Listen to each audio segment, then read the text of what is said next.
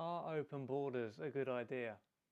I had arranged to speak to Errol again, and before our call, there was something that I wanted to talk to him about. What I wanted to know was what his views were on open borders and if he thought we no longer needed them. This topic was on my mind due to what someone had shared on social media, and it was also something that I had thought about in the past. I had also written a few articles that touched upon this area. Two minds. I thought Errol would be the ideal person to talk about this, for the simple fact that he is an internationally renowned teacher, author and speaker in the fields of self-development and spiritual growth. Thus, he is not someone who wants to change the world via politics, for instance, and a big part of his work is about giving people the guidance that they need to live from their heart as opposed to their head. But while part of me wanted to find out his thoughts on this area, another part of me wasn't sure if I should ask him. However, I thought that avoiding the issue wouldn't make it go away, in the same way that avoiding an emotion wouldn't cause it to disappear. A wall. I think my response at this point was indicative of how certain topics are not supposed to be spoken about in the Western world. Or to be more accurate, only certain views are seen as being acceptable. And before I spoke to him about this, I had the view that open borders were a terrible idea. In the past, I had a different view, but then this was because of what I believed, and these beliefs were based on how I wanted the world to be, not how it actually was. The time had come. Towards the end of the call, and after we had spoken about a number of different things, I put my question forward. I had been looking forward to hearing what he would say for a number of days. Once he heard my question, he took a little while to give me an answer. It seemed as though he was connecting to himself. What is clear about Errol is that even though he has a strong connection to his heart, he still has the ability to think rationally. Fractured.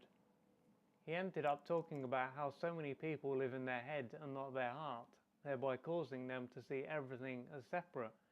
This sense of separation results in so many people either accepting or rejecting people based on their religion, skin color or gender, amongst other things. He spoke about how we are all part of the same organism, yet each part of this organism is unable to function as one system. Clearly, if we're all able to put our labels to one side, to live from our heart, there would be no reason to have borders, walls or boundaries. The current state of the world. I thought that if everyone on the planet was to rise to a certain level of consciousness, it wouldn't matter if certain people were not as capable or as intelligent as others, as we would all work together. In the same way that it doesn't matter that certain branches on a tree are smaller than others, as each part of the tree works together. To remove all borders with the current level of consciousness on the planet would surely lead to even more problems.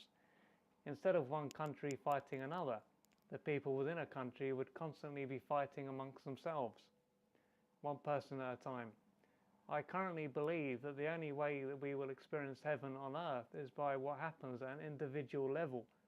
Getting into politics can seem like a good way to change the world, but this is generally a waste of time. Even if someone does start off with good intentions, they can end up being led astray the further up they go.